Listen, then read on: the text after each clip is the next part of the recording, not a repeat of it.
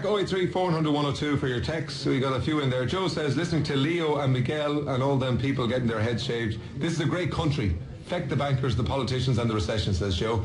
Nice sentiment. Can you wish Dee Ahern from Patrick's Well, County Limerick a happy birthday from someone special who's thinking of her? How did that get in?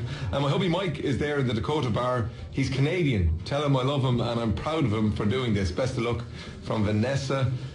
Is it too late to get your head shaved? Can I just turn up? James, you can. If you have a full head of hair, we're here in Dakota. It'd be great to get over 300 heads in our attempt to break a world record. Thank you so much for what you're doing. Well, it's not, everybody's involved here, which is great.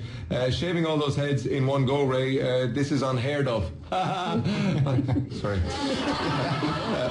Seemingly Ray Foley is running a competition all week where you can win flights out of the country if you tune in after 12. That's a reference to Enda Kenny. And I'm number 96 but have a bushy beard to be shaved too. Can we do it live? I've raised almost €2,500. That's Eamon in next door. Thanks, Eamon, for that. We'll shave your beard off as well, free of charge. Now, we've been talking to people all week who are getting involved in this for various reasons, and we got an email in, I think it was Wednesday there, from Maeve, and I'll just read it to you. We have Maeve here with her husband Paul. Good morning to you both. Morning. Yeah, right. So, dear A gang, I would like to put my gorgeous husband forward for Shave or Die. There he is. Is he gorgeous? Yeah, the ladies agree, yes. Paul was diagnosed with an incurable cancer 2 years ago. He is due to start another round of chemo in March, April. This is why he feels he should put himself forward instead of me, as he will lose his hair anyway. And it's a free haircut, says Paul. Paul, the most selfless person I know and a total inspiration. We've been through every emotion possible, but have come out the other end, smiling. This is due to his fun-loving ways and his huge zest for life. His positive outlook is just incredible, and this is what gets him up every morning. We've had many a heart-to-heart over the last few months, and the thing that kept popping up was the loss of his hair. Nothing to do with the grueling chemo or the long hospital stays, it was all about his hair. And when he looked in the mirror, he saw a stranger looking back when he was bald the last time. As long as he was hairless, he was sick. That's his words. Paul's hair has grown back. He now sports an action man look, 1970s model, and looking amazing. She does love you, doesn't she, Paul? Yes. Hope you've not filled your quota and have room for one more head. Look forward to hearing from you. That's Maeve and Paul. Good morning to you. Good morning, Ray. How you doing? Lovely, heartfelt email, Maeve. Do you say that to him regularly every day? Absolutely every day.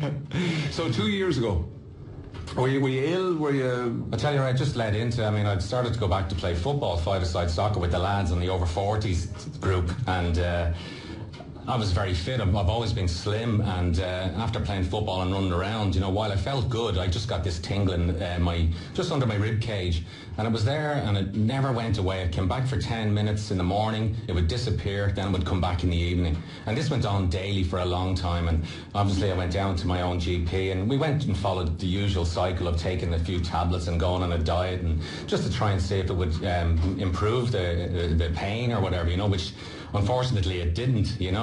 I kept playing the football and the pain kept returning, but eventually I knew.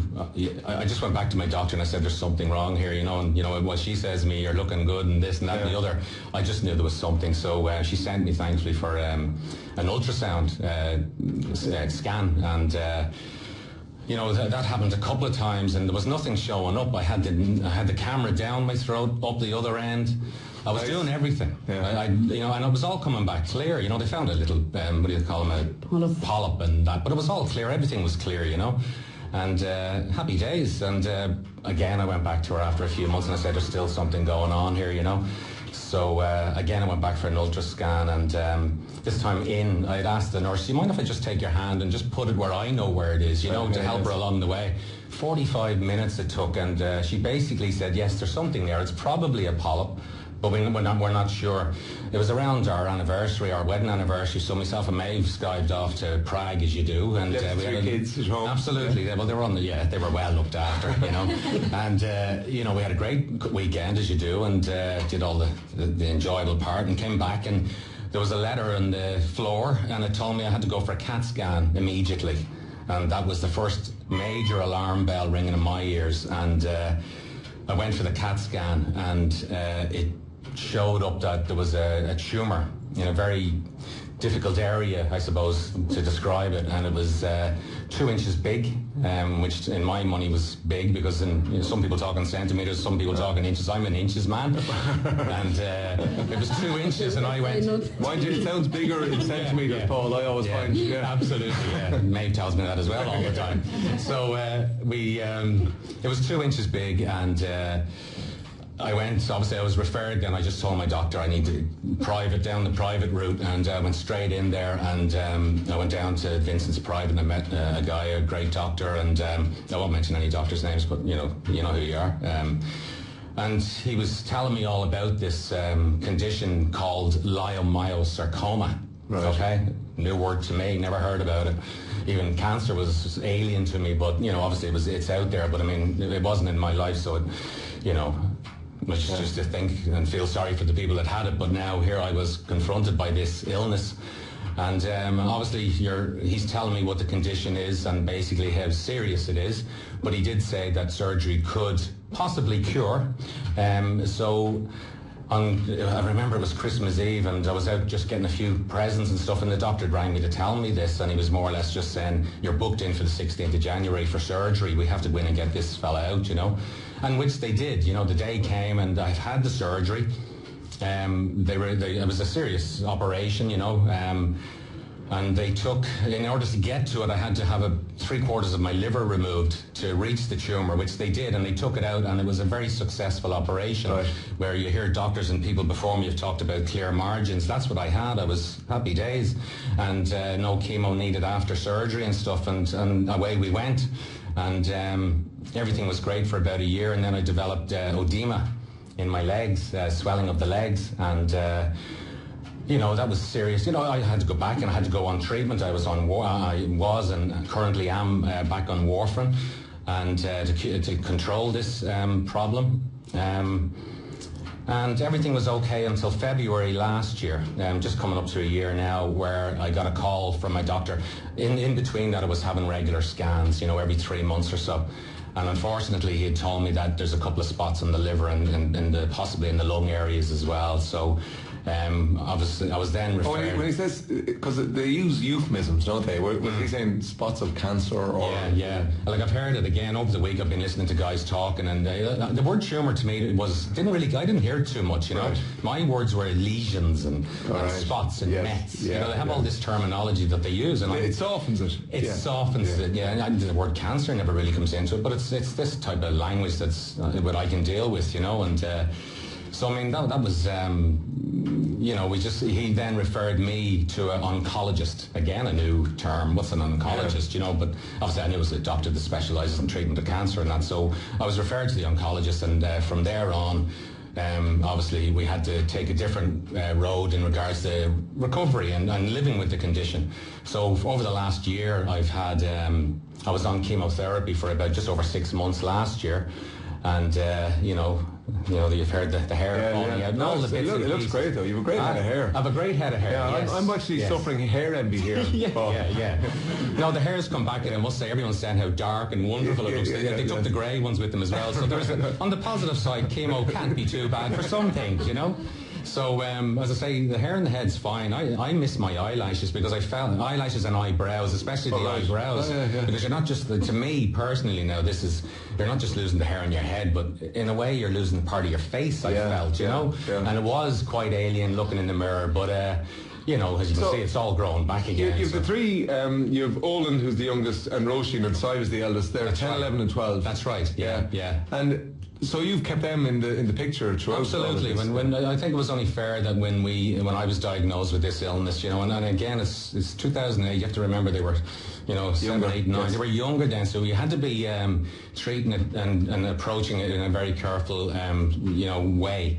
And we've got some advice in that. You know, I have to say hello to the Irish Cancer Society in Bray. You know, they're doing a fantastic job, and you know, they have booklets, and they talk to you and they teach you how to relate to children, and that's what we did, and we did it as softly but as honestly as we could. You know, it became quite obvious in the last, you know, when the head had to be shaved, and you know, in the surgery I've had, you know, they've seen the wounds and stuff like that. They know you're ill.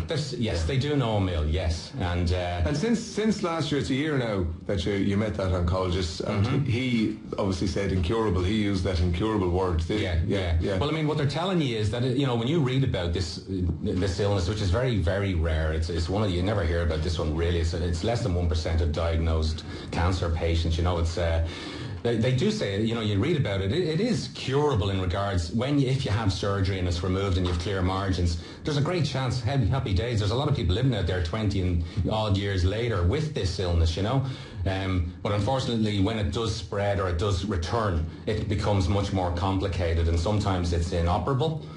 Which is possibly where I am at the moment, you know. But I am still having treatment, and as long as you have treatment, it is curable. There's hope. You know, absolutely, there's hope. You know. Are you living your life differently as a family? I think initially, the first 6 months, I think we were in shock and we carried on as normal, and then there's days that would just be, oh my God. Because as Paul was saying, the hardest part, and I heard, I don't know if it was Neil, it was another guy I had on during the week, that your future is just taken. You know, whether it's a plan for a holiday next year or kids starting senior school, all these things just stop. So I think with Paul, he was extremely positive, and I often felt for him or somebody with cancer that they're holding it together for everyone. And I remember saying to him, I said, Paul, let it go. I said, if you want to scream or you want to slam the door, you want to leave, just, you know, whatever. And I think that's where Paul's strengths are. He's incredibly positive, and he puts everybody before himself, where there's times that would say, Jesus, feck everyone, Paul, and do what you want to do. And the other thing that we said, and I think anyone that's going to be hopefully not diagnosed, it's like these books, you buy 500 things you want to do before you die. That doesn't come into it, because I remember saying to Paul, what do you want to do? Not that he was dying. I said, but is there anything in this world that you want to do?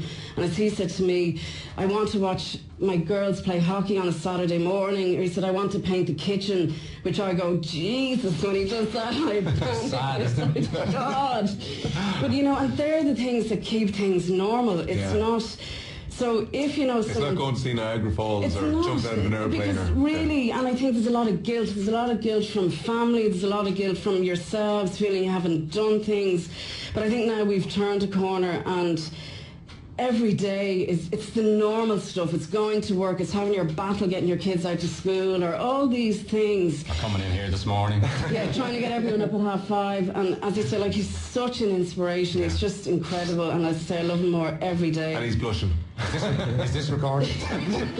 Yeah.